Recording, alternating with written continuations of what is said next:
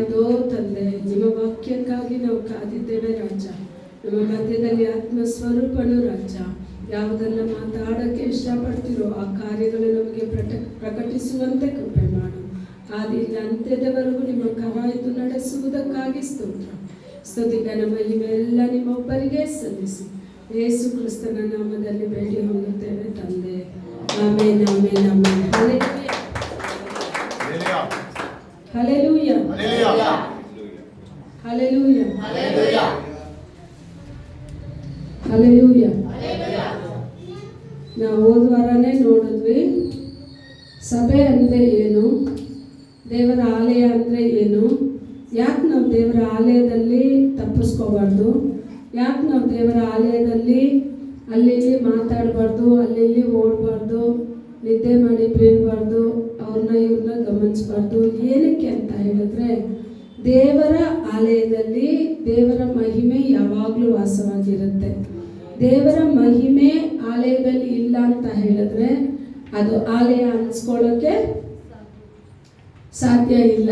ದೇವರ ಆಲಯ ಅಂತ ಹೇಳಿಬಿಟ್ರೆ ಯಾವಾಗಲೂ ದೇವರ ಮಹಿಮೆ, ದೇವರಿಗೆ ಭಯಪಡುವ ಭಯ ಅದರಲ್ಲಿ ಯಾವಾಗಲೂ ಇರಬೇಕು. ಅದು ಮಾತ್ರ ಅಲ್ಲ, ನಾವು ಹೋದ ವಾರದಲ್ಲಿ ಅನೇಕ ಕಾರ್ಯಗಳನ್ನ ನೋಡಿದ್ವಿ. ಇಬ್ರಾಯರಲ್ಲಿ 6ನೇ ಅಧಿಕಾರದಲ್ಲಿ ನಾವು ನೋಡಿದ್ವಿ ಯಾವ ರೀತಿ ಆಲಯಕ್ಕೆ ಬರುವವರು, ಯಾವ ರೀತಿ ದೇವರ ಅದೊಂದು ವಚನ ಮತ್ತೆ ಎತ್ತದವರು ಹೀಬ್ರೂ 6th ಚಾಪ್ಟರ್ 6ನೇ ಅಧಿಕಾರ 3ನೇ ವಚನ. ಮತ್ತು ದೇವರ ಚಿತ್ತವಾದರೆ ಹೀಗೆ ಸಾಗುತ್ತಾ ಹೋಗುವೆವು. ಒಂದು ಸಾರಿ ಜ್ಞಾನ ಪ್ರಕಾಶದಲ್ಲಿ ಸೇರಿ ಪರಲೋಕದಿಂದ ದಾನದ ಅನುಭವವನ್ನು ಹೊಂದಿ ಪವಿತ್ರಾತ್ಮ ವರದಲ್ಲಿ ಪಾಲುಗಾರರಾಗಿ ದೇವರ ವಾಕ್ಯದ ಶ್ರೇಷ್ಠತೆಯನ್ನು ಮುಂದನ ಯುಗದ ಮಹತ್ವವನ್ನು ಅನುಭವಿಸಿದವರು ಭ್ರಷ್ಟರಾದರೆ ಅವರಲ್ಲಿ ತಿರುಗಿ ಮನಸಂತವನ್ನು ಹುಟ್ಟಿಸುವುದು ಅಸಾಧ್ಯ. ಒಂದು ಸಲ ನೀವಾಗ್ಲಿ ನಾನಾಗ್ಲಿ ಯಾರೇ ಆಗಲಿ, ಯಾಕೆ ಇದನ್ನ ಹೇಳ್ತೀವಿ ಅಂತ ಹೇಳಿದ್ರೆ ಸಭೆನಲ್ಲಿ ಬಂದು ಬರೀ ನಿಮ್ಗೆ ಆಶೀರ್ವಾದ ಇದೆ, ಏಸಪ್ಪ ನಿಮ್ಮನ್ನ ಗುಣಪಡಿಸ್ತಾರೆ, ಏಸಪ್ಪ ನಿಮ್ಮನ್ನ ಬಿಡುಗಡೆ ಪಡಿಸ್ತಾರೆ ಅಂತ ಮಾತ್ರ ಅಲ್ಲ. ಏಸಪ್ಪ ಈಗಾಗಲೇ ನಮ್ಮೆಲ್ಲರನ್ನ ಬಿಡುಗಡೆ ಮಾಡಿಲ್ವಾ? ನಾವು ಆತನನ್ನ ಅರಿದೇ ಇದ್ವಿ, ಆತನನ್ನ ತಿಳಿದುಕೊಳ್ಳೋಕೆ ದೇವರೊಂದು ಅವಕಾಶನ ಕೊಟ್ಟರು, ರಕ್ಷಣೆ ಹೊಂದೋಕೆ ಒಂದು ದಾರಿನ ಕೊಟ್ಟರು, ಆತನ ರಕ್ತದಿಂದ ನಮ್ಮನ್ನ ತೊಳೆದು ಏನ್ ಮಾಡಿದ್ದಾರೆ, ಶುದ್ಧಿ ಮಾಡಿ ಆತನ ಆಲಯದಲ್ಲಿ ಕರ್ಕೊಂಡು ಬಂದ್ರು. ಲೋಕದಿಂದ ತಂದ ನಮ್ಮನ್ನ ಆತನ ಪರಿಶುದ್ಧ ಆಲಯಕ್ಕೆ, ಆತನ ಪರಿಶುದ್ಧ ನಾಮಕ್ಕೆ ಘನತೆ ಉಳ್ಳ ಮಕ್ಕಳಾಗಿ ನಾವು ಬಾಳ್ಬೇಕನ್ನೋದೇ ದೇವರು ನಮ್ಮಲ್ಲಿ ಬಯಸುವ ಕಾರ್ಯ.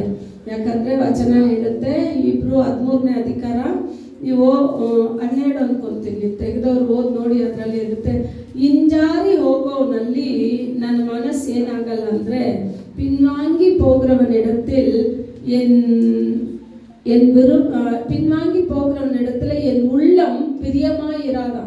ದೇವರು ನಮ್ಮನ್ನ ಬಯಸೋದಿಲ್ಲ ಅಂತೆ. ದೇವರು ನಮ್ಮನ್ನ ಬಯಸಿಲ್ಲ ಅಂದ್ರೆ ಈ ಲೋಕದಲ್ಲಿ ನಾನು ಎಷ್ಟೇ ಶ್ರೀಮಂತನಾಗಿದ್ರು ಅದು ವ್ಯರ್ಥ ಅಂತ ಸತ್ಯವೇದ ಹೇಳ್ತಾ ಇದೆ. ಅದು ಮಾತ್ರ ಅಲ್ಲ, ಈ ಅಧಿಕಾರದಲ್ಲಿ ನಾವು ಓದ್ದಂಗೆ ಒಬ್ಬ ಯೇಸು ಸ್ವಾಮಿಯ ಪ್ರೀತಿಯನ್ನ ಸವಿದು, ಯೇಸು ಸ್ವಾಮಿಯ ಸೇವೆಗಳನ್ನ ಮಾಡಿ, ಎಲ್ಲಾ ಕಾರ್ಯಗಳನ್ನ ಅರಿತು ನಾನು ಮತ್ತೆ ಲೋಕದಲ್ಲಿ ಹಿಂತಿರುಗಿ ಹೋಗ್ತೀನಿ ಅಂತ ಹೇಳಿದ್ರೆ ಅವನ್ನ ಮತ್ತೆ ಮನಸಾಂತರ ಮಾಡಿ ದೇವರ ಆಲಯಕ್ಕೆ ತಂದು ನಿಲ್ಸೋದು ಏನಂತ ಹೇಳ್ತಾ ಇದೆ, ಅಸಾಧ್ಯ.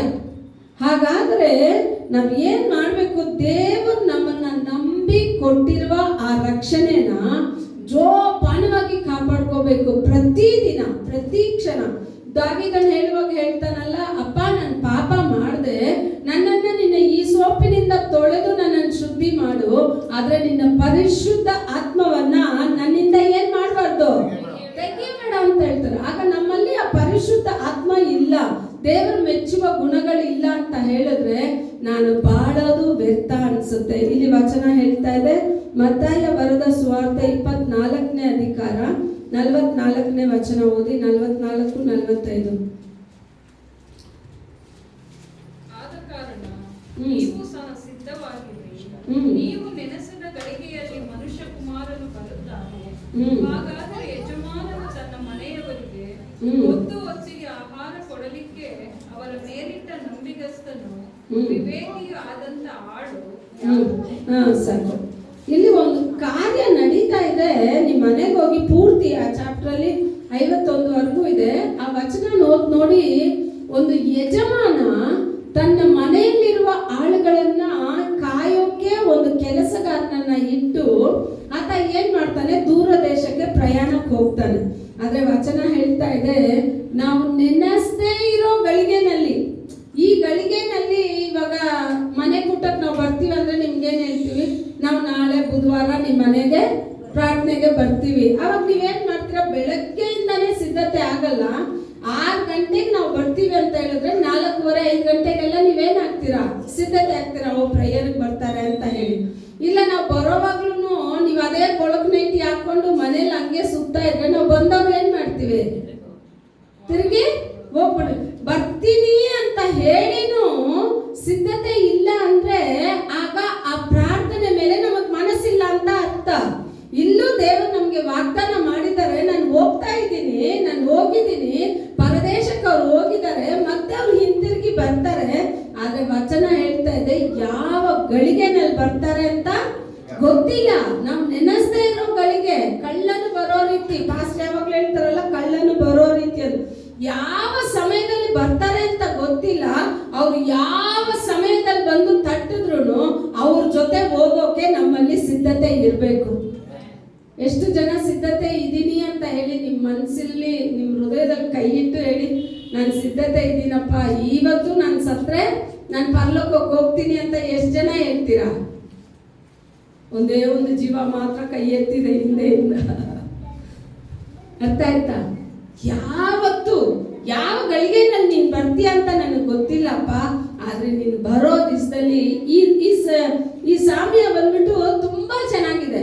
ಅಲ್ಲಿ ಹೇಳ್ತಾರೆ, ಯಜಮಾನ ಒಂದು ಆಳನ್ನ ನೇಮಿಸಿ ಆತನ ಕರದಲ್ಲಿ ಅವ್ರ ಮನೆಯವ್ರನ್ನೆಲ್ಲ ಕೊಟ್ಬಿಟ್ಟು ಹೋಗಿದ್ದಾರೆ. ಯಾರನ್ನ ಕೊಟ್ಬಿಟ್ಟು ಹೋಗಿದ್ದಾರೆ?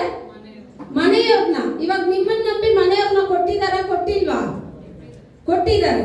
ಆಗ ನಿಮ್ ಮನೆಯವ್ರನ್ನ ಕಾಪಾಡೋದು ಯಾರ ಜವಾಬ್ದಾರಿ?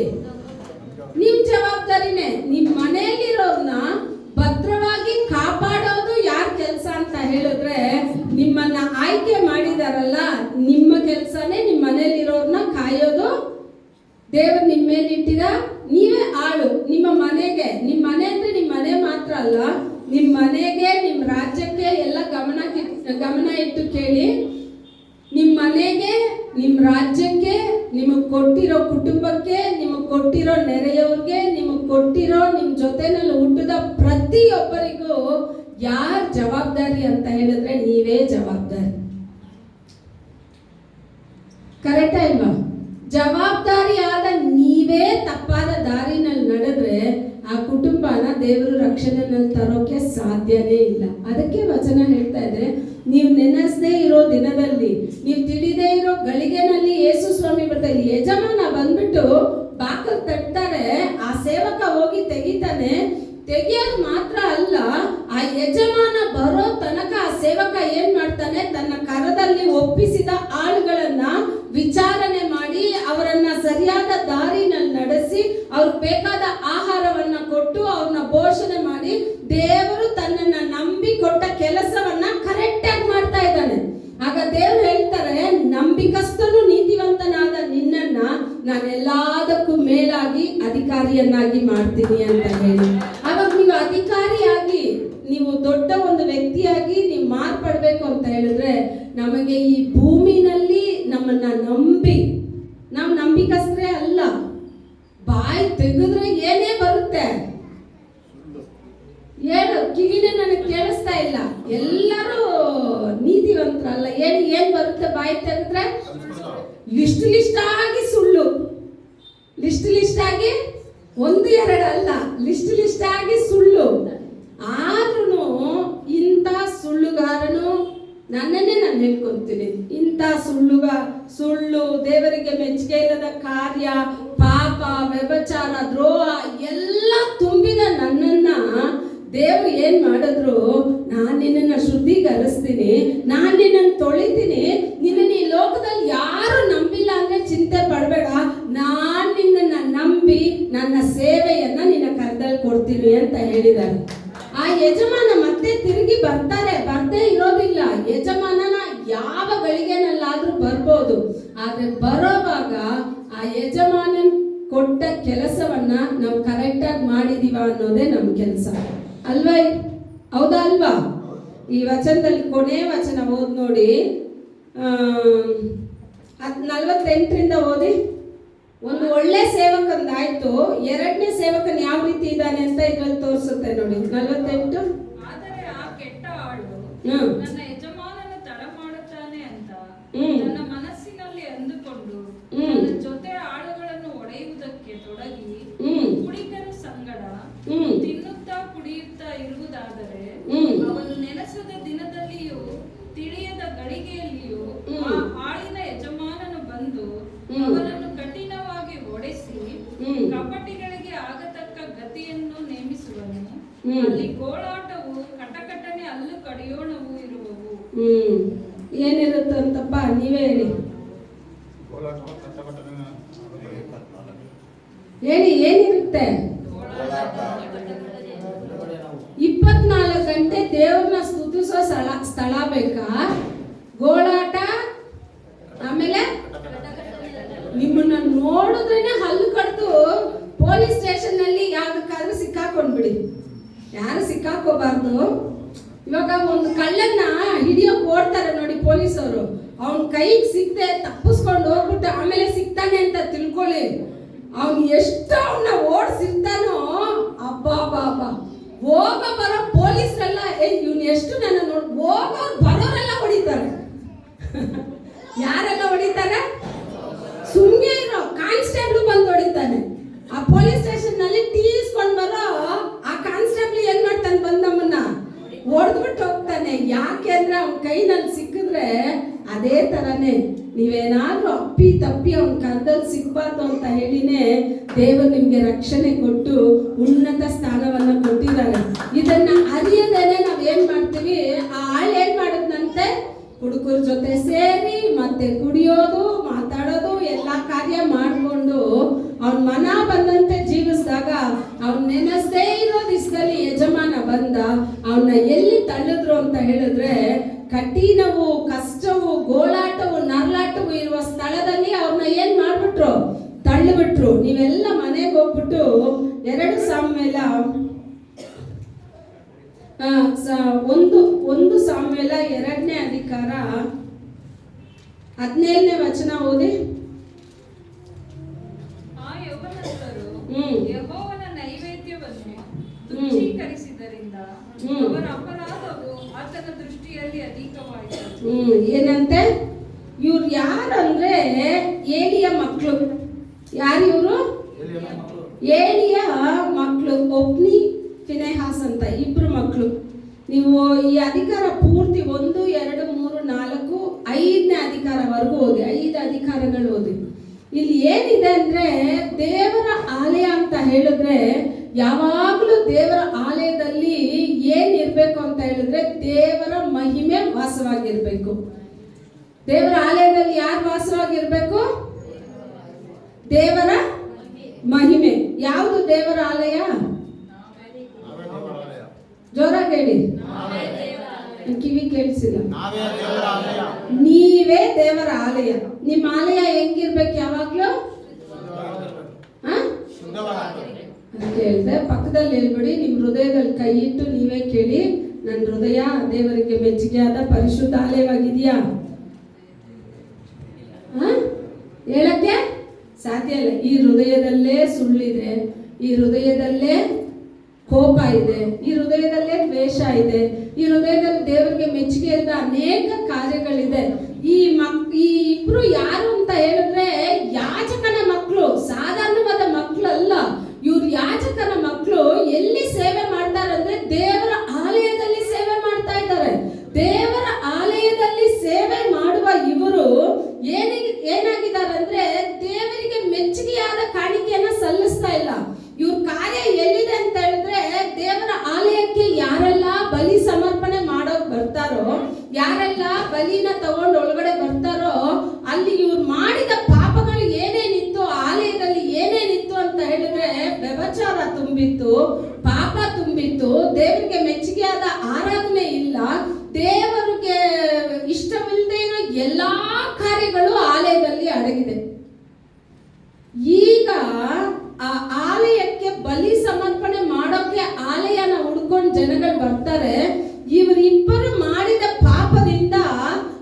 ಜನಗಳಿಗೆ ಏನಾಗೋಯ್ತು, ದೇವರ ಆಲಯದ ಕಾಣಿಕೆನೆ ಅವ್ರು ಏನ್ ಮಾಡ್ಬಿಟ್ರು ಅಂದ್ರೆ ಅಸಹ್ಯ ಪಟ್ರಂತೆ. ಆಗ ನಮ್ಮನ್ನೇ ನಾವು ಶೋಧನೆ ಮಾಡಿ ನೋಡೋಣ. ನಾನು ಆಲಯಕ್ಕೆ ಹೋಗೋವಾಗ ನನ್ನ ಜೊತೆ ದೇವರ ಆಲಯದ ಮಹಿಮೆ ಬರ್ತಾ ಇದೆಯಾ, ದೇವರ ಪ್ರಸನ್ನತೆ ಇದೆಯಾ? ನೀವು ಒಬ್ರೊಬ್ರು ದೇವರ ಆಲಯದಲ್ಲಿ ಒಳಗಡೆ ಬರೋವಾಗ್ಲೇನೆ ದೇವರಲ್ಲಿ ಕೇಳ್ಬೇಕು, ಅಪ್ಪ ನಾನ್ ನಿನ್ನ ಆಲಯ, ನಿನ್ನ ಮಹಿಮೆ ಯಾವಾಗ್ಲೂ ನನ್ನಲ್ಲಿ ವಾಸವಾಗಿರ್ಬೇಕು. ಅದಕ್ಕೆ ಪ್ರಸಂಗಿನಲ್ಲಿ ಹೇಳ್ತಾರೆ ದೇವರು, ನಿನ್ನ ಆಲಯಕ್ಕೆ ಬರೋವಾಗ್ಲೇ ನಿನ್ ದಾರಿನ ಎಲ್ಲಿ ಸಿದ್ಧಪಡಿಸು, ನಿನ್ನ ಮನೆಯಿಂದಲೇ ಸಿದ್ಧಪಡಿಸು. ಆಲಯಕ್ಕೆ ಬಂದು ಒಳಗಡೆ ಬಂದು ಪರಿಶುದ್ಧ ಮಾಡುವಂತ ಅಲ್ಲ. ನೀವು ನೆನ್ನೆ ಎಲ್ಲಿ ಕುಳಿತಿದ್ರಿ, ಮೊನ್ನೆ ಎಲ್ಲಿದ್ರಿ, ಅದಕ್ಕೆ ಮುಂಚಿನ ದಿನ, ಈ ವಾರ ಎಲ್ಲ ನೀವು ಎಲ್ಲೆಲ್ಲಿ ನಡೆದ್ರಿ, ಏನೇನ್ ಮಾಡಿದ್ರಿ, ಏನೇನ್ ಮಾತಾಡಿದ್ರಿ, ಪ್ರತಿಯೊಂದು ದೇವರ ದೃಷ್ಟಿನಲ್ಲಿ ನೋಡ್ತಾನೆ ಇರುತ್ತೆ. ಇವತ್ತು ನಾನ್ ಬಂದು ಆಲಯದಲ್ಲಿ ನನ್ನನ್ನು ಒಂದು ದೊಡ್ಡ ವ್ಯಕ್ತಿಯನ್ನಾಗಿಯೋ ಇಲ್ಲ ನಾನು ತುಂಬಾ ಒಳ್ಳೆಯವಳು ಅಂತ ಹೇಳಿ ನನ್ನನ್ನು ತೋರ್ಪಡಿಸ್ಕೊಂಡ್ರು ದೇವರು ನನ್ನ ಹೃದಯನ ನೋಡಿ ಹೇಳ್ತಾ ಇರ್ತಾರೆ, ಏ ನಿನ್ನೆ ಎಲ್ಲಿದ್ದೆ, ಮೊನ್ನೆ ಎಲ್ಲಿದ್ದೆ, ನೀನೇನ್ ಮಾಡ್ದೆ, ಏನ್ ಮಾತಾಡ್ದೆ, ಎಲ್ಲವೂ ಎಲ್ಲಾಗಿದೆ ಅಂತ ಹೇಳಿದ್ರೆ ದೇವರ ರಿಕಾರ್ಡ್ ಅಲ್ಲಿ ಆಗ್ತಾನೆ ಇರುತ್ತೆ.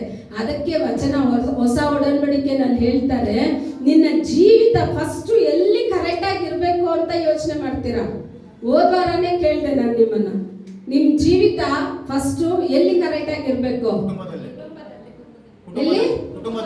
ಕುಟುಂಬದಲ್ಲಿ, ಮನೆಯಲ್ಲಿ. ಅದಕ್ಕೆ ದೇವ್ರು ಹೇಳ್ತಾರೆ, ನೀನು ಉಪವಾಸ ಮಾಡಿ ನೀನ್ ಪ್ರಾರ್ಥನೆ ಮಾಡುವಾಗ ಆಲಯದಲ್ಲಿ ನಿನ್ನನ್ನು ದೊಡ್ಡವನು ಅಂತ ತೋರಿಸ್ಬೇಡ.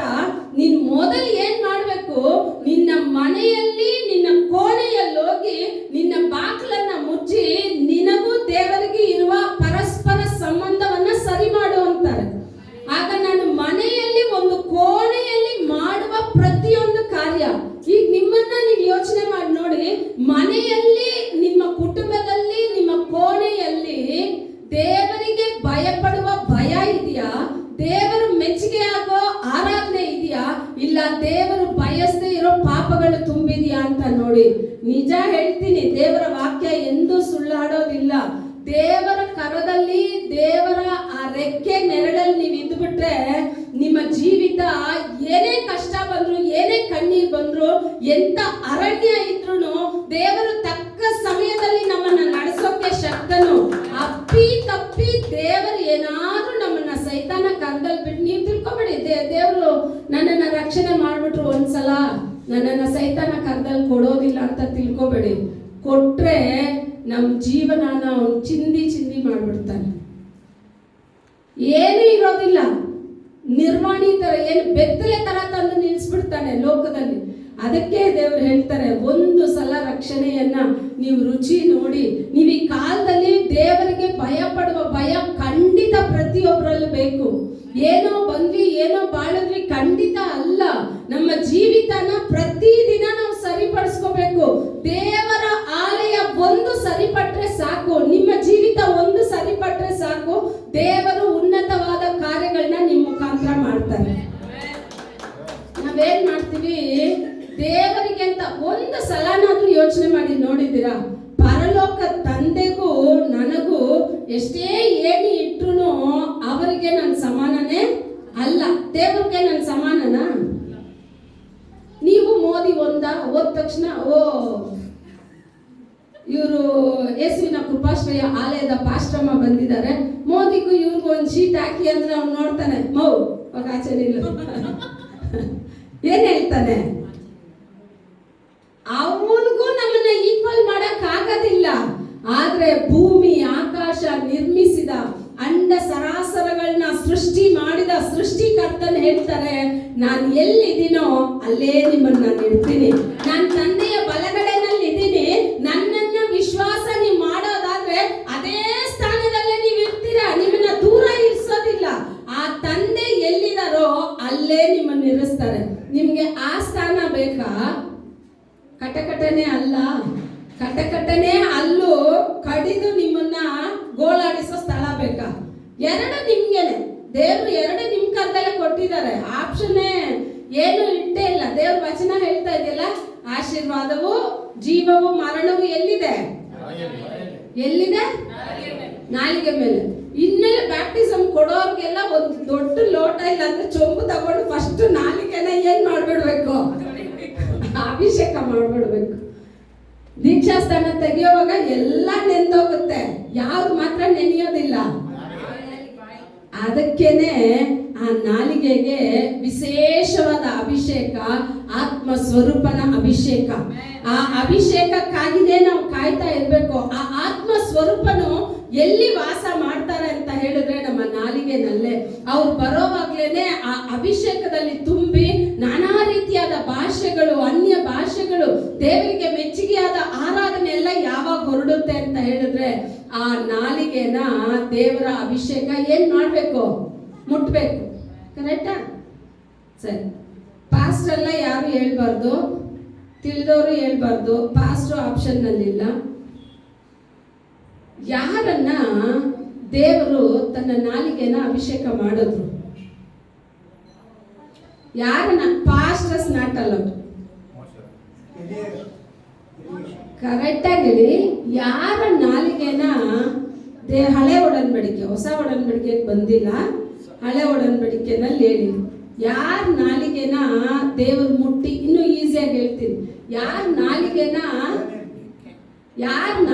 ಎಷ್ಟು ಸಲ ಹೇಳ್ತಾ ಇದ್ದೀನಿ, ಯಾರ ನಾಲಿಗೆನ ದೇವ್ರು ಸುಮ್ಗೆ ಮುಟ್ಟಿಲ್ಲ, ಬೆಂಕಿ ಕೆಂಡದಿಂದ ಮುಟ್ಬಿಟ್ರು. ಯಾರನ್ನ?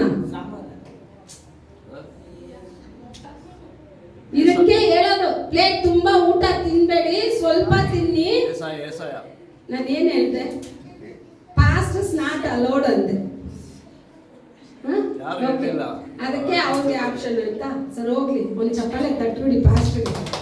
ಇಂಥ ವಯಸ್ಸಲ್ಲೂ ಜ್ಞಾಪಕ ಇನ್ನೂ ಕಳೆದುಕೊಳ್ಳದೆ ಎಲ್ಲಾ ಜ್ಞಾಪಕನೂ ಅವ್ರಿಗಿಂದ ಏನ್ ಮಾಡಿದ್ದಾರೆ? ದೇವರು ನೀಡಿದ್ದಾರೆ. ಏಷಾಯ ಏನ್ ಮಾಡ್ತಾನೆ? 6ನೇ ಅಧಿಕಾರ ಓದ್ ನೋಡಿ. ಎಷ್ಟು ಸಲ ಹೇಳಿದ್ರು ಇಲ್ಲಿ ಕೇಳೋದು, ಆ ಗೇಟ್ ಡೋರ್ ಸ್ವಲ್ಪ ತೆಗೆದ್ಮೇಲೆ ಈ ಕಡೆಯಿಂದ ಎಲ್ಲ ಹಂಗೆ ಗಾಳಿಗೆ. ಹಂಗ ಹೋಗ್ಬಾರ್ದು. ದೇವರ ವಾಕ್ಯದಲ್ಲಿ ಹೆಂಗಿರ್ಬೇಕಂದ್ರೆ ಬೆಂಕಿಯಾಗಿರ್ಬೇಕು. ನೀವು ಒಂದೊಂದು ವಚನ ಹೇಳೋವಾಗ್ಲೇನೆ ಅದಕ್ಕೆ ಉತ್ತರ ಕೊಡ್ತಾನೆ ಇರ್ಬೇಕು. ಒಬ್ರು ಇಬ್ರು ಹೆಂಗೆ ಜಗಳ ಮಾಡಿ ಉತ್ತರ ಕೊಡ್ಬೇಕು, ಆ ತರ ಬೆಳಿಬೇಕು ನೀವು. ಏಷಾಯ ಅದುವರೆಗೂ ಎಲ್ಲಾರನ್ನೂ ಬೈತಾ ಇರ್ತಾನೆ. ಇಸ್ರೇಲ್ ಜನ ಏನಪ್ಪ ಹಿಂಗ್ ಮಾಡ್ತಾರೆ, ಇವ್ರು ಹಿಂಗಿಲ್ಲ, ದೇವ್ರ ಇವ್ರನ್ನ ನಾಶ ಮಾಡು, ಕಿತ್ತಾಕು, ಇವ್ರು ಏನಕ್ಕೂ ಲಾಭ ಇಲ್ಲ ಅಂತ ಎಲ್ಲ ಹೇಳಿ ಅವ್ರನ್ನ ಬೈತಾ ಇದ್ದ ಏಷಾಯ ದೇವರ ಆಲಯದಲ್ಲಿ ಬಂದು ನಿಲ್ತಾನೆ. ದೇವರ ಆಲಯದ ಪೂರ್ತಿ ಮಹಿಮೆ ಅಲ್ಲಿ ಹರಡಿ ದೇವದೂತರು ಅಲ್ಲೇ 6 ರೆಕ್ಕೆ ಉಳ್ಳ ಕೆರಾಫಿಯರ್ ಏನ್ ಮಾಡ್ತಾ ಇದ್ದಾರೆ? ಹಾರ್ತಾ ಇದ್ದಾರೆ.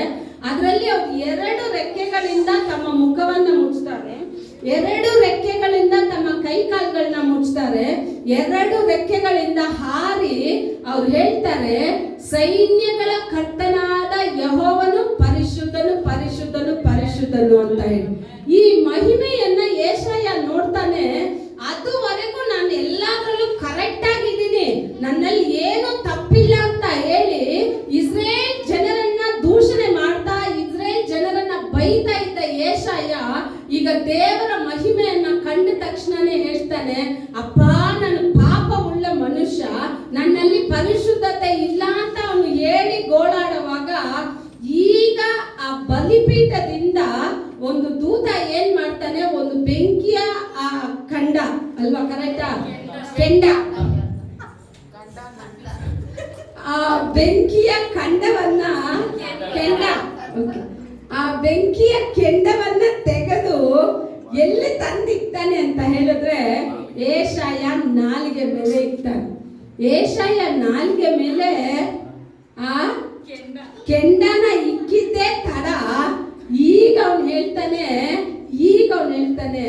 ಅದುವರೆಗೂ ಏನು ಹೇಳಿಲ್ಲ. ಆವಾಗ ಅವನು ತನ್ನ ತಪ್ಪನ್ನ ತಿಳ್ಕೊಂಡು ಹೇಳ್ತಾನೆ, ಅಪ್ಪ ನಾನು ಪಾಪ ಮಾಡಿದೆ, ನನ್ನನ್ನು ಪರಿಶುದ್ಧಗೊಳಿಸಿದೀಯ ಅಂತ ಹೇಳಿ. ಅವಾಗ ದೇವರು ತಕ್ಷಣ ದೇವದೂತರು ಒಂದು ಶಬ್ದ ಬರುತ್ತೆ, ಯಾರು ನನ್ನ ಕಾರ್ಯವಾಗಿ ಹೋಗ್ತಾರೆ, ಯಾರು ನನ್ನ ಸೇವೆನ ಮಾಡ್ತಾರೆ, ಯಾರು ನನ್ನ ಕಾರ್ಯವಾಗಿ ಹೋಗ್ತಾರೆ ಅಂತ ಹೇಳಿದ ತಕ್ಷಣನೇ ಏಷಾಯ ಹೇಳ್ತಾನೆ, ನಾನಿದ್ದೀನಿ, ನನ್ನನ್ನ ಕಳಿಸು, ನಾನು ಹೋಗ್ತೀನಿ ಅಂತ ಹೇಳ್ತಾರೆ. ಆಗ ನಿಮ್ಮನ್ನ ಈ ಭೂಮಿಗೆ ದೇವರು ಕಳಿಸಿರೋದು, ಈ ಭೂಮಿಯಲ್ಲಿ ನಿಮ್ಮನ್ನ ಆಯ್ಕೆ ಮಾಡಿರೋದು, ಈ ಭೂಮಿಯಲ್ಲಿ ನಿಮ್ಮನ್ನ ಸಪರೇಟ್ ಮಾಡಿ ತೆಗೆದಿರೋದು ಯಾವುದಕ್ಕಾಗಿ ಅಂತ ಹೇಳಿದ್ರೆ ಮತ್ತೆ ನಿಮ್ಮ ಮನಸ್ಸಿಗೆ ಬಂದಂತೆ ನೀವು ಬಾಳೋಕ್ಕಲ್ಲ, ಸಭೆನ ಬಿಟ್ಟು ಬಿಟ್ಟು ದೂರ ಹೋಗೋಕ್ಕಲ್ಲ. ಏನೇ ಬರ್ಲಿ, ಏನೇ ರೋಗ ಇರ್ಲಿ, ಏನೇ ತಡೆ ಇರ್ಲಿ, ಬರಕ್ಕಾಗದೆ ಇದ್ರು ಸರಿ, ನೀವು ಒಂದು ಹೇಳಿ, ಅಪ್ಪ ಇವತ್ತು ಇದು ದೇವರ ದಿನ, ದೇವರು ನೇಮಿಸಿದ ಏನೇ ಆಗ್ಲಿ ನನ್ನ ಜೀವಿತದಲ್ಲಿ ನಾನು ಎಲ್ಲಿ ಬಂದು ಬೀಳ್ತೀನಿ ಅಂತ ಹೇಳಿದ್ರೆ ಈ ದೇವರ ಆಲಯದಲ್ಲಿ ಬಂದು ಬೀಳ್ತೀನಿ ಅನ್ನೋ ಒಂದು ಅನುಭವ ನಿಮ್ಮ ಒಳಗಡೆ ಬಂದ್ಬಿಡ್ಬೇಕು. ಏನೇ ಆಗ್ಲಿ, ಜಗಳನೇ ಅವತ್ತಾಗಿರ್ಲಿ, ಚಿಂತೆನೆ ಪಡ್ಬೇಡಿ, ಬಂದು ಎಲ್ಲಿ ಕೂತ್ಕೊಂಡ್ಬಿಡಿ ಅಂತ ಹೇಳಿದ್ರೆ ಆ ದೇವರ ಮಹಿಮೆಯಲ್ಲಿ, ದೇವರ ಪ್ರಸನ್ನತೆಯಲ್ಲಿ ಬಂದು ಕೂತ್ಕೊಂಡ್ಬಿಡಿ. ದೇವರು ನಿಮ್ಮನ್ನ ಮುಟ್ಟಿ ಶುದ್ಧೀಕರಿಸಿ ನಿಮ್ಮನ್ನ ತನ್ನ ಪಾತ್ರೆಯಾಗಿ ದೇವರ ಎತ್ತಿ ಉಪಯೋಗ ಮಾಡಲು ಇಷ್ಟಪಡ್ತಾರೆ. ವಚನ ಹೇಳ್ತಾ ಇದೆ, ಅದೇ 2 ಪೇತ್ರ ಅಂತ ತಿಳ್ಕೊಂತೀನಿ ನಾನು, ನನಗೆ ಗೊತ್ತಿದ್ದು ಪೇತ್ರ ಪುಸ್ತಕದಲ್ಲೇ ಬರುತ್ತೆ. 2 ಪೇತ್ರ, ಮನೆಗೆ ಹೋಗೋದು ನೋಡಿ, 2ನೇ ಅಧಿಕಾರ 19-22 ವಚನ ಹೇಳ್ತಾ ಇದೆ. ಮೋಶೆಯ ಆ ಪಾಪಗಳನ್ನೆಲ್ಲ ಅವ್ರು ಮಾಡ್ತಾ ಬರ್ತಾರೆ. ಅದನ್ನ ಬಿಟ್ಟು ಆ ಅಧಿಕಾರದಲ್ಲಿ ಇನ್ನೂ ಕೆಲವೊಂದು ವಚನಗಳನ್ನ ನೀವು ಓದೋದಾದ್ರೆ ಅಲ್ಲಿ ವಚನ ಹೇಳ್ತಾ ಇದೆ, ಮೋಶೆಯ ಆಜ್ಞೆಯ, ಮೋಶೆ ಕರದಿಂದ ಕೊಟ್ಟ ನ್ಯಾಯ ಪ್ರಮಾಣಗಳನ್ನ ತಳ್ಳೋ ವ್ಯಕ್ತಿನ 2-3 ಸಾಕ್ಷಿಗಳಿಂದ ಕಲ್ಲೆಸೆದು ಕೊಲ್ತಾರಂತೆ. ಹೆಂಗೆ? 2-3 ಸಾಕ್ಷಿಗಳಿಂದ ನೇಮಕ ಮಾಡಿ ಮೋಶೆಗೆ ದೇವರು ಕೊಟ್ಟ ಕಟ್ಟಳೆಗಳನ್ನ ತಳ್ಳುವವನನ್ನ ಏನ್ ಎಸೆದು ಕೊಲ್ತಾರಂತೆ? ಕಲ್ಲೆಸೆದು ಕೊಲ್ತಾರಂತೆ. ಆ ತಳ್ಳಿದ ಆಜ್ಞೆಗಳನ್ನ ತಳ್ಳಿದವರನ್ನ ಕಲ್ಲೆಸೆದು ಕೊಲ್ತಾರಂತ ಹಳೆ ಒಡಂಬಡಿಕೆನಲ್ಲಿ ಇದೆ ಅಂತ ಹೇಳಿದ್ರೆ, ನಿಮ್ಮನ್ನ ರಕ್ಷಣೆ ಮಾರ್ಗದಲ್ಲಿ ತಂದು ನಿಮಗೆ ತನ್ನ ಪ್ರೀತಿಯನ್ನ ತೋರಿಸಿ ತನ್ನ ಒಡಂಬಡಿಕೆನಲ್ಲಿ ನಿಮ್ಮನ್ನ ಸೇರಿಸಿ ತನ್ನ ದಾರಿಯಲ್ಲಿ ನಿಮ್ಮನ್ನ ತಂದ ದೇವರ ರಕ್ತವನ್ನ, ಅಂದು ಕುರಿದನ ರಕ್ತ, ಸಾಕ್ಷಿಗಳು ಕಲ್ಲೆಸೆ ಸಾಯಿಸ್ಬಿಡ್ತಾ ಇದ್ರು. ಇಂದು ನಾವು ಕುರಿದನ ರಕ್ತ ಅಲ್ಲ, ಜೀವವುಳ್ಳ ಯೇಸು ಕ್ರಿಸ್ತನ ರಕ್ತದಲ್ಲಿ ನಾವು ಜೀವಿಸ್ತಾ ಇದ್ದೀವಿ. ಈ ರಕ್ತವನ್ನ ತಳ್ಳೋ ನಮಗೆ ದಂಡನೆ ಎಷ್ಟು ಕಠಿಣವಾಗಿರುತ್ತೆ ಅಂತ ಯೋಚನೆ ಮಾಡಿ. ನಾನು ಬರೀ ನಿಮ್ಗೆ ಆಶೀರ್ವಾದ, ಬರೀ ನೀವು ಚೆನ್ನಾಗಿರ್ಬೇಕು, ನೀವು ಸಮೃದ್ಧಿ ಹೊಂದಬೇಕು, ಇದೆಲ್ಲ ಅನೇಕ. ಆದ್ರೆ ದೇವರ ರಾಜ್ಯಕ್ಕೆ ಹೋಗುವ ಒಂದು ದಾರಿ, ದೇವರ ರಾಜ್ಯಕ್ಕೆ ಹೋಗುವ ಒಂದು ಸಿದ್ಧತೆ ನಮ್ಮಲ್ಲಿ ಇಲ್ಲ ಅಂತ ಹೇಳಿದ್ರೆ ಕಟ್ಟನೆ ಹಲ್ಲು ಕಡಿಯುವ ಸ್ಥಳದಲ್ಲೇ ನಾವು ಇರ್ತೀವಿ. ಹಲ್ಲು ಕಡಿಯೋ ಸ್ಥಳ ಬೇಕಾ? 24 ಗಂಟೆ ದೇವದೂತರು ಆರಾಧನೆ ಮಾಡೋ ಆ ಸ್ಥಳ ಬೇಕಾ? ಯಾವ ಸ್ಥಳ ಬೇಕು? 2 ನಿಮ್ ಮುಂದೆ ಇಟ್ಟಿದ್ದಾರೆ. 2ರಲ್ಲಿ ಯಾವ್ದು ಬೇಕು ಅನ್ನೋದು ಚೂಸ್ ಮಾಡೋದು ನಿಮ್ ಕೈನಲ್ಲೇ ಇದೆ. ಅಲ್ಲಿ ಹೇಳುತ್ತೆ, ಆ ಜೀವ ಉಳ್ಳ ದೇವರ ಕರದಲ್ಲಿ ಬೀಳೋದು ತುಂಬಾ ಕಠಿಣವಾಗಿರುತ್ತಂತೆ, ಸುಮ್ಮನೆ ಅಲ್ಲ, ಜೀವ ಉಳ್ಳ ದೇವರ ಕರದಲ್ಲಿ. ಆಗ ರಕ್ಷಣೆಯ ಮಾರ್ಗವನ್ನ ನೀವು ರುಚಿ ನೋಡಿ. ಯಾಕಂದ್ರೆ ಎಸೆಕಿಯಲ್, ಎರೆಮಿಯ ಪ್ರವಾದಿಗಳೆಲ್ಲ ಹೇಳ್ತಾರೆ, ಅಲ್ಲಿ ಹೇಳುವಾಗ ಹೇಳ್ತಾರೆ, ಒಂದು ಮನುಷ್ಯ 40 ವರ್ಷ 50 ವರ್ಷ ಪಾಪದಲ್ಲಿದ್ರು, ಎಂತ ಕಠಿಣ ಪಾಪ ಅವನು ಮಾಡಿದ್ರು, ಅವನು ಯೇಸು ಸ್ವಾಮಿಯನ್ನ ನಂಬಿ ಸ್ವಂತ ರಕ್ಷಕನಾಗಿ ಆಯ್ಕೆ ಮಾಡಿ ಯೇಸು ಸ್ವಾಮಿನಲ್ಲಿ ಬಂದ್ಬಿಟ್ರೆ ಅವನು ಮಾಡಿದ ಅಷ್ಟು ವರ್ಷಗಳ ಪಾಪದಲ್ಲಿ ಒಂದನ್ನ ದೇವರು ನೆನೆಸೋದೇ ಇಲ್ಲ. ಏನ್ ಮಾಡೋದಿಲ್ಲ? ದುರ್ಮಾರ್ಗನು ದುರ್ಮಾರ್ಗದಲ್ಲಿ ಸಾಯೋದನ್ನ ಕಿಂಚಿತವೂ ನಾನು ಇಷ್ಟಪಡಲ್ಲ ಅಂತ ಯೇಸು ಸ್ವಾಮಿ ಹೇಳ್ತಾರೆ. ಆಗ ಒಂದು ದುರ್ಮಾರ್ಗನೇ ಜೀವ ಹೊಂದ್ಕೋಬೇಕು ಅಂತ ದೇವರು ಇಷ್ಟಪಟ್ರೆ, ಯೇಸು ಸ್ವಾಮಿ ರಕ್ತದಿಂದ ನಿಮ್ಮನ್ನ ತೊಳೆದು ನಿಮ್ಗೆ ಬಿಡುಗಡೆ ಕೊಟ್ಟು ನಿಮ್ಗೆ ರಕ್ಷಣೆ ಕೊಟ್ಟ ದೇವರು ಮತ್ತೆ ನೀವು ಪಾಪದಲ್ಲಿ ಹೋದಾಗ ನಿಮ್ಮನ್ನ ನೋಡಿ ಸಂತೋಷ ಪಡ್ತಾರ? ದುಃಖ ಪಡ್ತಾರ? ನಿಮ್ಮನ್ನ ನೋಡಿ ವ್ಯಥೆ ಪಡ್ತಾರ? ಕಣ್ಣೀರ್ ಬಿಡ್ತಾರ? ಸೈತಾನನ ನಿಮ್ಮನ್ನ ನೋಡಿ ಸಂತೋಷ ಪಡ್ತಾನೆ. ತಂದೆಯಾದ ದೇವರು ಸಂತೋಷ ಪಡೋದಿಲ್ಲ. ನನ್ನ ಬೆಲೆ ಬಾಳುವ ರಕ್ಷಣೆಯನ್ನ ನನ್ನ ಮಗ ನನ್ನ ಮಗಳು ಇಷ್ಟು ಅಲ್ಪವಾಗಿ ತಿರಸ್ಕಾರ ಮಾಡ್ತಾರಲ್ಲ. ರಕ್ಷಣೆ ತಮಿಳಲ್ಲಿ ಹೇಳ್ತಾರೆ, ರಕ್ಷಿಪ್ಪು ಇಲವಸಂ ಅನಲ್ ಮಲಿವು ಕೆಡೆಯದು. ಏನ್ ಹೇಳೋದು? ರಕ್ಷಣೆ ಏನ್ ಹೇಳೋದು? ರಕ್ಷಣೆ ಫ್ರೀ. ಆದ್ರೆ ಅದು ಏನಲ್ಲ, ಮಲಿವು ಅಂದ್ರೆ ಕಡಿಮೆ ಅಲ್ಲ, ಯಾವುದಕ್ಕೂ ತುಂಬಾ ಬೆಲೆ ಬಾಳದೆ ಇರೋದಲ್ಲ. ಇವಾಗ ಉಪ್ಪೆಷ್ಟು? 1 kg ಉಪ್ಪೆಷ್ಟು? 25 rupees. ಕರೆಕ್ಟಾ? 1 kg ಕುರಿ ಮಾಂಸ ಎಷ್ಟು? ಇದರಲ್ಲಿ ಯಾವ್ದು ದೊಡ್ಡದು? ಕುರಿ ಮಾಂಸ ದೊಡ್ಡ. ಕುರಿ ಮಾಂಸ ನಾನು ಚೆನ್ನಾಗಿ ತಂದು ಬಿರಿಯಾನಿ ಮಾಡ್ಬಿಟ್ಟು 25 ರೂಪಾಯಿ ಉಪ್ಪೇನಕ್ಕೆ ಅಂತ ಬಿಟ್ಬಿಟ್ಟು ನಿಮಗೆ ಬಿರಿಯಾನಿ ಬಡಿಸಿದ್ರೆ ಪ್ಲೇಟಲ್ಲಿ ಅನ್ನ ಎಲ್ಲಿರುತ್ತೆ? ಎಲ್ಲಿರುತ್ತೆ? ತುಂಬಾ ಹಸಿವಿನಲ್ಲಿ ರಕ್ತದಲ್ಲಿ ಇರುತ್ತೆ. ಕರೆಕ್ಟಾ ಇಲ್ವಾ? ಯಾಕೆ ಅಂತ ಹೇಳಿದ್ರೆ ಆ ಉಪ್ಪು ಬೆಲೆ ಕಡಿಮೆ ಇರ್ಬೋದು, ಆದ್ರೆ ಯೇಸು ಸ್ವಾಮಿ ರಕ್ತ ಬೆಲೆ ಕಡಿಮೆ ಅಲ್ಲ, ಅದು ಮಹಾ ಉನ್ನತವಾದ ರಕ್ತ. ಆ ರಕ್ತಕ್ಕೆ ನೀವು ಎಷ್ಟು ಬೆಲೆ ಕೊಡ್ತೀರಾ, ಆ ರಕ್ಷಣೆಗೆ ಎಷ್ಟು ಬೆಲೆ ಕೊಡ್ತೀರಾ, ನಿಮ್ ರಕ್ಷಣೆ ಎಷ್ಟು ದೊಡ್ಡದು ಅಂತ ಫಸ್ಟ್ ಪ್ರತಿದಿನ ನೆನೆಸಿ. ಅಪ್ಪ, ನೀನ್ ನನಗೆ ಕೊಟ್ಟ ರಕ್ಷಣೆ ತುಂಬಾ ಬೆಲೆ ಬಾಳೋ ರಕ್ಷಣೆ. ಯಾಕೆ ಅಂತ ಹೇಳಿದ್ರೆ ಹೊಸ ಒಡಂಬಡಿಕೆನಲ್ಲಿ ಸತ್ಯವಾದ ಹೇಳ್ತಾ ಇದೆ, ಒಂದು ಮನುಷ್ಯ ಈ ಲೋಕ ಪೂರ್ತಿ ಆದಿನ ಮಾಡ್ಕೊಂಡ್ರು ತನ್ನೊಳಗಡೆ ಇರುವ ಈ ಆತ್ಮವನ್ನ ನಷ್ಟಪಡಿಸ್ಕೊಂಡ್ರೆ ಅವನು ವ್ಯರ್ಥ ಅಂತ ಹೇಳ್ತಾ ಇದೆ. ಆಗ ಇಡೀ ಲೋಕನೇ ನಿಮ್ಮ ಆತ್ಮಕ್ಕೆ ಈಡಾಗಿಟ್ರು ಅದು ಈಕ್ವಲ್ ಆಗೋದಿಲ್ಲ.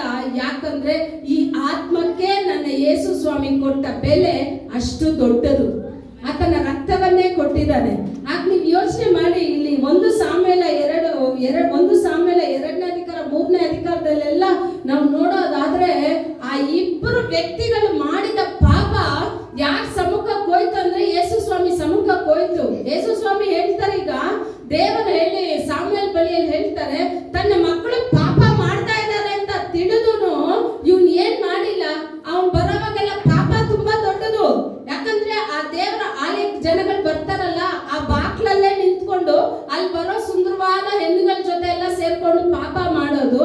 ಕಾಣಿಕೆ ಜನಗಳು ತಂದು ಆ ದೇವರ ಮಂದಿರದಲ್ಲಿ ಅದು ಬೇಯ್ತಾ ಇರೋವಾಗ ಒಂದು ಚೂಪಾಗಿರೋ 3 ಈ ತರ ಚೂಪಾಗಿರೋ ಒಂದು ಆಯುಧ ಇರುತ್ತೆ. ಆ ಪಾತ್ರೆನಲ್ಲಿ ಮಾಂಸ ಬೇಯುವಾಗ ಆ ಚೂಪಾದ ಇದನ್ನ ಏನ್ ಮಾಡ್ತಾರೆ, ಆ ಪಾತ್ರೆನಲ್ಲಿ ಹಿಂಗ್ ಚುಚ್ಚೋವಾಗ ಅದರಲ್ಲಿ ಎಷ್ಟು ಮಾಂಸ ಖಂಡಗಳು ಬರುತ್ತೆ. ನಾವ್ ಹಾಕೋತರ ಇಷ್ಟಿಷ್ಟು ಪೀಸ್ ಅಲ್ಲ, ನೀವೆಲ್ಲ ಮನೇಲಿ ಮಾಡ್ತಿರಲ್ಲ ಇಷ್ಟಿಷ್ಟು ಪೀಸು, ಬಾಯಿಗೂ ಸಾಲೋದಿಲ್ಲ, ಹೊಟ್ಟೆಗೂ ಸಾಲದ. ಆ ಕಾಲದಲ್ಲೆಲ್ಲ ಹಂಗಿಲ್ಲ, ದೊಡ್ಡ ದೊಡ್ಡ ಪೀಸ್ಗಳು ಹಾಕ್ತಾರೆ. ಒಂದು ತೊಡೆ ಒಬ್ಬನ ತಟ್ಟೆನಲ್ಲೇ ಇರ್ತಾರೆ. ಸೌಲ್ ತಟ್ಟೆನಲ್ಲಿ ಒಂದು ದೊಡ್ಡ ತೊಡೆ. ಸೌಲ್ ಬರೋವಾಗ ಸಾಮೇಲೆ ಹೇಳ್ತಾರೆ, ನಿನಗೆ ನೆನ್ನೆನೆ ಹೇಳಿದ್ನಲ್ಲ ಒಂದು ಮಾಂಸ ಖಂಡ ಸಪ್ರೇಟ್ ಆಗಿ ಎತ್ತಿಕ್ಕು ಅಂತ, ತೊಡೆ ಮಾಂಸ ಅದನ್ನ ತಂದು ಯಾರ ತಟ್ಟೆಗೆ ಹಾಕು ಅಂತ ಹೇಳಿದ್ರೆ ಸೌಲನ್ ತಟ್ಟೆಗೆ ಹಾಕು. ಅವಾಗ ಒಂದೊಂದು ಪೀಸ್ ಎಷ್ಟು ದೊಡ್ಡದಾಗಿರುತ್ತೆ. ಆ ತರ ಚುಚ್ಚಿದಾಗ ಅದ್ರಲ್ಲಿ ಏನ್ ಬರುತ್ತೋ ಅದೇ ಯಾಜಕ ತಗೋಬೇಕು. ಆದ್ರೆ ಇವ್ರೇನ್ ಮಾಡ್ತಾರೆ, ಅದನ್ನ ಬೇಯಕ್ಕೂ ಬಿಡೋದಿಲ್ಲ, ಅದನ್ನ ಇದ್ ಮಾಡಕ್ಕೂ ದೇವರ ಸಮ್ಮುಖದಲ್ಲಿ ಇಡೋಕ್ಕೂ ಬಿಡೋದಿಲ್ಲ. ದೇವರ ಸಮ್ಮುಖಕ್ಕೆ ಹೋಗೋಕ್ ಮುಂಚೆನೆ ನಮ್ಗೆ ಇಷ್ಟವಾದನ್ನ ನಾವು ಆಯ್ಕೆ ಮಾಡಿ, ಇವ್ರಿಗೆ ಇಷ್ಟವಾದನ್ನೆಲ್ಲ ತಗೊಂಡು ಬೇಡದೆ ಇರೋದನ್ನ ದೇವರ ಆಲಯಕ್ಕೆ ತಂದು ಹಾಕೋದು. ಏನೋ ದೇವರ ಆಲಯಕ್ಕೆ ತಂದಾಕೋ ಒಂದೊಂದು ಮಹಾ ಉನ್ನತವಾಗಿರ್ಬೇಕು. ಯಾಕಂದ್ರೆ ಅದು ಮಹಾ ಉನ್ನತ ದೇವರ ಆಲಯ. ಈಗ ಮಕ್ಕಳು ಏನ್ ಮಾಡ್ತಾರೆ, ಇಂಥ ಕಾರ್ಯಗಳನ್ನ ಮಾಡಿ ಏಲಿ ಕರೆದು ಕಠಿಣವಾಗಿ ಅವರನ್ನ ಶಿಕ್ಷೆ ಮಾಡ್ದೆ, ಕಠಿಣವಾಗಿ ಅವ್ರಿಗೆ ಭಯ ಹೇಳ್ಕೊಡ್ದೆ. ಯಾಕಪ್ಪ ಹಿಂಗೆಲ್ಲ ಮಾಡ್ತೀರಾ, ಹಿಂಗೆಲ್ಲ ಮಾಡ್ಬೇಡ್ರಪ್ಪ ಅಂತ ಹೇಳಿದ್ರೆ, ಮುದ್ಕ ನೀನ್ ಸುಮ್ಗೆ ಹೋಗು. ಇದೇ ಬೆಲ್ಟ್ ತಗೊಂಡು 2 ಬಾರಿಸಿದ್ರೆ, ನೀವೆಲ್ಲ ಯಾರಾದ್ರೂ ಆಲಯಕ್ಕೆ ಬರ್ದೆ ತಪ್ಪಿಸ್ಕೊಂಡು ನಿಂತ್ರೆ ನಾಳೆ ನಿಮ್ ಬಾಕ್ಲ ಹತ್ರ ಬಂದು ಒಂದು ಬೆಲ್ಟ್ ತಗೊಂಡು ಬಂದು ಸರಿಯಾಗಿ ಬಾರಿಸಿದ್ರೆ ನೀವೇನ್ ಮಾಡ್ತೀರಾ? ಬರ್ತೀರಾ? ಈ ಅಮ್ಮಗೆ ಎಷ್ಟು ಧೈರ್ಯ ನನ್ನನ್ನು ಬಂದು ಹೊಡೆದ್ಲಲ್ಲ ಅಂತ ಹೇಳಿ ಬೈದ್ಬಿಟ್ರೆ, ನಿಮ್ಮನ್ನ ಸಿದ್ಧತೆ ಮಾಡಿ ಪರಲೋಕ ದೇವರ ಕಡೆ ಕಳಿಸೋದೇ ನಮ್ಮ ಕೆಲಸ ಹೊರತು ನೀವು ಹೆಂಗಾದ್ರೂ ಮನ ಬಂದಂತೆ ಈ ಲೋಕದಲ್ಲಿ ಜೀವಿಸ್ಕೊಂಡು ನೀವು ಹಂಗೆ ಇರಿ ಅಂತ ಬಿಡೋಕೆ ದೇವರು ನಮ್ಮನ್ನು ಕಳಿಸಿಲ್ಲ. ನಿಮ್ಮನ್ನ ಸಿದ್ಧತೆ ಮಾಡಿ ನಾವ್ ಎಲ್ಲಿ ತಂದು ನಿಲ್ಲಿಸ್ಬೇಕು ಅಂತ ಹೇಳಿದ್ರೆ ದೇವರ ವಚನ ಈ ಅಧಿಕಾರದಲ್ಲಿ ಹೇಳ್ತಾ ಇದೆ. ತನ್ನ ಮಕ್ಕಳು ಪಾಪ ಮಾಡೋದನ್ನ ನೋಡಿನೂ ಅವನು ತನ್ನ ಮಕ್ಕಳಿಗೆ ಎಚ್ಚರಿಕೆ ಕೊಡದೆ ಆ ಮಕ್ಕಳನ್ನ ಅದೇ ರೀತಿನಲ್ಲಿ ಬಿಟ್ಟ ಕಾರಣ ಈ ಯಾಜಕರು ಮಾಡಿದ ಒಂದು ತಪ್ಪಿನ ಮುಖಾಂತರ ಇಸ್ರೇಲ್ ದೇವರ ಮಹಿಮೆ ಇಸ್ರೇಲ್ ದೇಶನೇ ಬಿಟ್ಟು ಹೊರಟೋಯ್ತಂತೆ.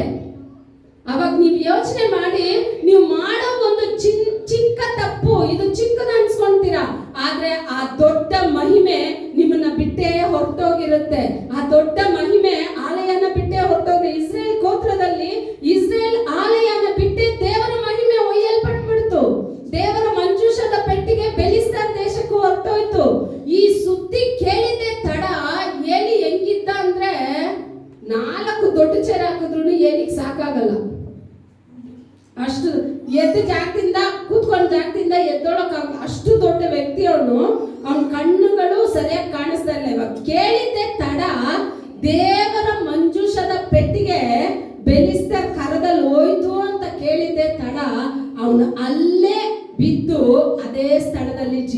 ಹೊರಟೋಯ್ತು. ಅಲ್ಲಿ ಯುದ್ಧದಲ್ಲಿ ಅವ್ರಿಬ್ರು ಮಕ್ಕಳು ಒಂದೇ ದಿವಸದಲ್ಲಿ ದೇವರು ಕೊಂದಾಕ್ಬಿಟ್ರು. ದೇವರ ಆಲಯದ ಆ ಮಹಿಮೆ ಹೊರಟೋಯ್ತು. ಮಂಜೂಷದ ಪೆಟ್ಟಿಗೆ ಯಾರು ಕರ್ದಲ್ಲಿ ಹೋಯ್ತು ಅಂತ ಹೇಳಿದ್ರೆ ಬೆಲಿಸ್ತಿಯರ ಕರ್ದಲ್ಲಿ ಹೋಯ್ತು.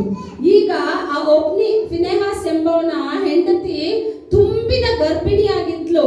ಆ ಮಗು ಹೆರಿಗೆ ಸಮಯದಲ್ಲಿ ಆ ಡಾಕ್ಟರ್ ಹೇಳ್ತಾರೆ, ಅಮ್ಮ ನೀನೇನು ಚಿಂತೆ ಪಡಬೇಡ, ಈ ಸಲನು ನೀನ್ ಗಂಡು ಮಕ್ಕಳನ್ನ ಹೆತ್ತಿದ್ಯಾ. ಅವಳು ತನ್ನ ಹೆತ್ತ ಮಕ್ಕಳ ಮೇಲೆ ಗಮನ ಇಟ್ಟಿಲ್ಲ. ಅವಳು ಕಿವಿನಲ್ಲಿ ಏನ್ ಸುದ್ದಿ ಬರ್ತಾ ಇದೆ, ದೇವರ ಮಂಜೂಷದ ಪೆಟ್ಟಿಗೆಯನ್ನ ಬೆಲಿಸ್ತರು ಹಿಡ್ಕೊಂಡು ಹೋಗ್ಬಿಟ್ಟಿದ್ದಾರೆ. ಆಗ ದೇವರ ಮಹಿಮೆ ಇಸ್ರೇಲನ್ನ ಬಿಟ್ಟು ಹೊರಟೋಯ್ತು ಅಂತ ಹೇಳಿ ಆ ಕ್ಷಣವೇ ತನ್ನ ಪ್ರಾಣವನ್ನ ಬಿಟ್ಲಂತೆ. ಆಗ ಯೋಚನೆ ಮಾಡಿ, ದೇವರ ಮಹಿಮೆ, ದೇವರ ಆಲಯ, ದೇವರಿಗೆ ಅವಳು ಕೊಡೋ ಎಷ್ಟು ಘನತೆ. ತನ್ನ ಹುಟ್ಟಿದ ಮಗುವನ್ನ ನೋಡಿಲ್ಲ, ತನ್ನ ಸತ್ತ ಗಂಡನ ಬಗ್ಗೆ ಅವಳಿಗೆ ಚಿಂತೆ ಇಲ್ಲ. ಇನ್ನು ಸ್ವಲ್ಪ ಹೊತ್ತಿನಲ್ಲಿ ಅವಳ ಪ್ರಾಣ ಹೋಗ್ತಾ ಇದೆ, ಅದಕ್ಕೂ ಅವಳು ಚಿಂತೆ ಪಟ್ಟಿಲ್ಲ. ಅವಳು ಪಟ್ಟ ಚಿಂತೆ ಯಾವುದು ಅಂತ ಹೇಳಿದ್ರೆ, ಮಂಜೂಷದ ಪೆಟ್ಟಿಗೆ ಹೊರಟೋಯ್ತು, ನನ್ನ ದೇವರ ಮಹಿಮೆ ಇಸ್ರೇಲ್ ಜನರನ್ನ ಬಿಟ್ಟು ಹೊರಟೋಯ್ತು. ಅನೇಕ ವರ್ಷ ಮಲಾಕಿಯ ಪುಸ್ತಕದಿಂದ ದೇವರು ಬಂದು ಹುಟ್ಟೋ ತನಕ 400 ವರ್ಷಗಳು ಕತ್ತಲೆ ತುಂಬಿದ ವರ್ಷಗಳು. ಯಾವೊಂದು ಪ್ರವಾದಿ ಇಲ್ಲ, ಯಾವೊಂದು ದೇವರ ವಾಕ್ಯ ಇಲ್ಲ. ಜನಗಳು ಮನ ಬಂದಂತೆ ಜೀವಿಸ್ತಾ ಇದ್ರು. ದೇವರ ಜನಗಳೇ ಲೆಕ್ಕವಿಲ್ಲದೆ ಹೋಗಿದ್ರು. ಆದ್ರೆ ಯಾವಾಗ ಯೇಸು ಸ್ವಾಮಿ ಬಂದು ಮತ್ತೆ ಈ ಭೂಮಿನಲ್ಲಿ ಹುಟ್ಟಿದ್ರು, ಆಗ ದೇವರ ಮಹಿಮೆಯನ್ನ ಆಲಯದಲ್ಲಿ ಮತ್ತೆ ತಂದು ನಿಲ್ಲಿಸಿದ್ದಾರೆ. ಅಂತ ಮಹಿಮೆಯುಳ್ಳ ಆಲಯಗಳು ನೀವೆಲ್ಲ ದೇವರ ದೃಷ್ಟಿನಲ್ಲಿ ತುಂಬಾ ಶ್ರೇಷ್ಠರು. ದೇವರ ಆಲಯಕ್ಕೆ ಆಲಯ ನೀವೇ ಆಲಯ. ಹಳೆ ಆಲಯ ಮೋಶೆ ಕಟ್ಟಿದ್ದು, ಅದನ್ನ ಕಟ್ಟಡವಾಗಿ ಬದಲಾಯಿಸಿದ್ದು ಸಾಲಮೋನು, ಅದಕ್ಕೆ ನೆಕ್ಸ್ಟ್ ನೆಹೆಮ್ಯ. ಆದ್ರೆ ಹೊಸ ಒಡಂಬಡಿಕೆನಲ್ಲಿ ಸ್ಟೇವನ್ ಸಾಯೋಕ್ ಮುಂಚೆ ಹೇಳ್ತಾರೆ, ಇದಲ್ಲ ಕಟ್ಟಡ, ನೀವೇ ದೇವರ ಆಲಯವಾಗಿದ್ದೀರಾ. ಅದಕ್ಕೆ ಯೇಸು ಸ್ವಾಮಿ ಹೇಳ್ತಾರೆ, ಅವ್ರ ಜನಗಳು ಹೇಳ್ತಾರೆ, ಪರಿಸರ ಸದಿಸರ್ ಬಂದು ಹೇಳ್ತಾರೆ, ಎಷ್ಟು ದಿನಪ್ಪ ನಮ್ಗೆ ಈ ಗೋಳಾಟ ನೀನ್ ಕೊಡ್ತಾ ಇದೆ, ನೀನೇ ಕ್ರಿಸ್ತನ ಅಂತ ಹೇಳಿದ್ರೆ ನಮಗ್ ತೋರ್ಪಡಿಸು ಅಂತ. ಅವಾಗ ದೇವ್ರು ಹೇಳ್ತಾರೆ, ಈ ಆಲಯನ ಒಡೆದಾಕು 3 ದಿವಸದಲ್ಲಿ ಎಬ್ಬಿಸ್ತೀನಿ ಅಂತ. ಅವ್ರು ತಮ್ಮ ಶರೀರವೆಂಬ ಆಲಯವನ್ನ ಹೇಳ್ತಾರೆ. ಅವ್ರೇನ್ ಹೇಳ್ತಾರೆ, ಈ ಆಲಯನ ಕಟ್ಟೋಕೆ 42 ವರ್ಷಗಳು ತಗೊಂಡಿದೆ. ಎಷ್ಟು ವರ್ಷ? ಸಾಲಮೋನ್ ಕಟ್ಟಾಗ ಬರೀ 7 ವರ್ಷ. ಆದ್ರೆ ಅದನ್ನ ಮತ್ತೆ ರೀಬಿಲ್ಡ್ ಮಾಡಿ ಜನರನ್ನ ಕವರ್ ಮಾಡೋಕೆ ಏರೋದನ್ನು ಕಟ್ಟಿಸಿದ್ದು ಯಾವ ರೀತಿ ಅಂತ ಹೇಳಿದ್ರೆ, ತುಂಬಾ ಬ್ರಹ್ಮಾಂಡವಾಗಿ ಕಟ್ಟಿದ್ದ. ಕಟ್ಟಡದಲ್ಲಿ ದೇವರ ಮಹಿಮೆ ವಾಸವಾಗಿಲ್ಲ. ಕಟ್ಟೋ ವ್ಯಕ್ತಿನೂ ಯಾವ ರೀತಿ ಇರ್ಬೇಕು ಅಂತ ದೇವರು ನೋಡ್ತಾರೆ. ತಮ್ಮನ್ನ ಆರಾಧನೆ ಮಾಡೋ ವ್ಯಕ್ತಿಗಳು ಈ ರೀತಿನೇ ಇರ್ಬೇಕು ಅಂತ ದೇವರು ಇಷ್ಟಪಡ್ತಾರೆ. ನೀವೇ ಯೋಚನೆ ಮಾಡಿ, ನಾವು ಒಂದು ಬ್ಯಾಂಕ್ ಹೋಗಿ ಅದ್ರಲ್ಲಿ ಏನೂ ಇಲ್ಲ, ನಾನು ಎಷ್ಟು ಸಲ ಹೇಳ್ತೇನೆ, ಏನು ಮಿಸ್ಟೇಕ್ ಇಲ್ಲ. ಆ ID card, Aadhaar card, PAN card ಅಲ್ಲಿರೋ ವ್ಯಕ್ತಿ ನಾನೇ, ಎದುರುಗಡೆನೆ ಕೂತಿದ್ದೀನಿ. ಆದ್ರೆ ಕಂಪ್ಯೂಟರ್ ಅಲ್ಲಿ ನಂದು ಬ್ಯಾಂಕ್ ಐಡಿನು, ಆಧಾರ್ ಕಾರ್ಡನು, ಆಮೇಲೆ ಪ್ಯಾನ್ ಕಾರ್ಡ್ ಲಿಂಕ್ ಮಾಡಕ್ ಹೋಗ್ತಾ ಇದ್ದಾರೆ, ನಾಟ್ ಕರೆಕ್ಟ್ ಅಂತ ರಿಜೆಕ್ಟ್ ಆಗ್ತಾ ಇದೆ. ಏನಾಗ್ತಾ ಇದೆ? ನಾನು ಹೇಳಿದೆ ಏನಕ್ಕೆ ರಿಜೆಕ್ಟ್ ಆಗ್ತಾ ಇದೆ ಅಂತ ಹೇಳಿದ್ರೆ ಅವ್ರು ಹೇಳ್ತಾರೆ, ಒಂದೇ ಒಂದು ರೀಸನ್, ಆಧಾರ್ ಕಾರ್ಡ್ ಅಲ್ಲಿ ವಸಂತಿ ಅಂತ ಇದೆ, ಪ್ಯಾನ್ ಕಾರ್ಡ್ ಅಲ್ಲಿ ವಸಂತಿ ಆರ್ ಅಂತ ಇದೆ. ಯಾವ್ದಿದ್ರಲ್ಲಿ ಒಂದು ಎಕ್ಸ್ಟ್ರಾ? ಬರೀ ಒಂದೇ ಒಂದು ಡಾಟು, ಒಂದು ಆರು ಒಂದ್ರಲ್ಲಿದೆ, ಒಂದ್ರಲ್ಲಿ ಇಲ್ಲ ಅಂತ ಹೇಳಿ ಈ ಲೋಕದ ಒಂದು ಕಂಪ್ಯೂಟರ್, ಮನುಷ್ಯನ ಕಂಡಿಡಿದ ಒಂದು ಕಂಪ್ಯೂಟ್ರೇ ನಮ್ಮನ್ನ ಎದುರುಗಡೆ ಇದ್ರೂ ಅದು ಮೆಚ್ಚುಗೆ ಮಾಡೋದಿಲ್ಲ. ಅದು ಹೊಂದಾಣಿಕೆ ಆಗದೆ ನನ್ನ ಎಲ್ಲಾ ಕಾರ್ಯಗಳು ರಿಜೆಕ್ಟ್ ಆಗಿ ಬಂತು. ನಾನು ಯಾವಾಗ ಹೋಗಿ ನನ್ನ ಪ್ಯಾನ್ ಕಾರ್ಡ್ ನ ಸರಿ ಮಾಡಿ ಅದರಿಂದ ಆರ್ ತೆಗೆದ್ನು, ಆಗ ನಂದೆಲ್ಲ ಹೊಂದಾಣಿಕೆ ಆಯ್ತು. ಎಲ್ಲಾ ಬ್ಯಾಂಕ್ ಕಾರ್ಯ ಮಾಡಿ ಮುಗಿಸೋಕೆ ದೇವರು ಕೃಪೆ ಕೊಟ್ಟಿದ್ದಾರೆ. ಆಗ ಸ್ಥಳದಲ್ಲಿ ಕೂತಿದ್ದಾಗ ನನಗೆ ಆತ್ಮ ಸ್ವರೂಪನ ಹೇಳ್ಕೊಟ್ಟಿದ್ದೇನೆಂದ್ರೆ, ಈ ಮನುಷ್ಯನು ಮಾಡಿದ ಈ ಒಂದು ಕಾರ್ಯಗಳು. ಏರ್ಪೋರ್ಟ್ ಅಲ್ಲಿ ನೀವು ಹೋಗ್ತೀರಾ, ಪಾಸ್ಪೋರ್ಟ್ ಇಲ್ಲದೆ ಅಪ್ಪ ನಾನು ತುಂಬಾ ಗಣ್ಯ ವ್ಯಕ್ತಿ, ನಾನು ಬಿಡು ಅಂದ್ರೆ ಬಿಡ್ತಾರಾ? ಎಷ್ಟು ಪ್ರಾಸೆಸ್ ಇದೆ. 3 ತಿಂಗಳಿಂದಾನೇ ನಿಮ್ಮನ್ನ ವಾಚ್ ಮಾಡ್ತಾರೆ. ನಿಮ್ಗೆ ಆರೋಗ್ಯ ಎಲ್ಲ ಕರೆಕ್ಟ್ ಆಗಿದೆ ಎಲ್ಲ ಚೆಕ್ ಮಾಡಿದ ಮೇಲೆನೆ ಇಲ್ಲಿಂದ ಪಕ್ಕದ ದೇಶ, ಅಮೆರಿಕನೋ ಆಫ್ಘಾನಿಸ್ತಾನೋ ಯಾವುದೋ ಒಂದು ದೇಶ, ಇಲ್ಲಿಂದ ಪಕ್ಕದ ದೇಶಕ್ಕೆ ನಾನು ಹೋಗ್ಬೇಕಾದ್ರೇನೆ ನನ್ನ ಪಾಸ್ಪೋರ್ಟ್ ಇಲ್ಲ ಅಂದ್ರೆ ನಾನು ಹೋಗೋಕ್ಕಾಗಲ್ಲ. ಅಂದ್ರೆ ಇಲ್ಲಿಂದ ನಾನು ಹೋಗೋದು ಪರಮ ಕಾನಾನ್ಗೆ ಹೋಗ್ತಾ ಇದ್ದೀನಿ. ಅಲ್ಲಿ ಪರಿಶುದ್ಧ ದೂತರು ವಾಸ ಮಾಡುವ ಸ್ಥಳ, ಪರಿಶುದ್ಧ ದೇವರು ವಾಸ ಮಾಡುವ ಸ್ಥಳ. ನಾನು ಇರೋ ನನ್ನ ಕೊಳಕಲ್ಲಿ, ನನ್ನ ಪಾಪದಲ್ಲಿ, ನನ್ನ ಜೀವಿತದಲ್ಲಿ ಹಿಂಗೆ ಇದ್ದು ನಾನು ಹೋಗೋಕ್ ಸಾಧ್ಯ? ಏನೆಲ್ಲ ಮೌನವಾಗ್ಬಿಟ್ಟಿದ್ದೀರಾ?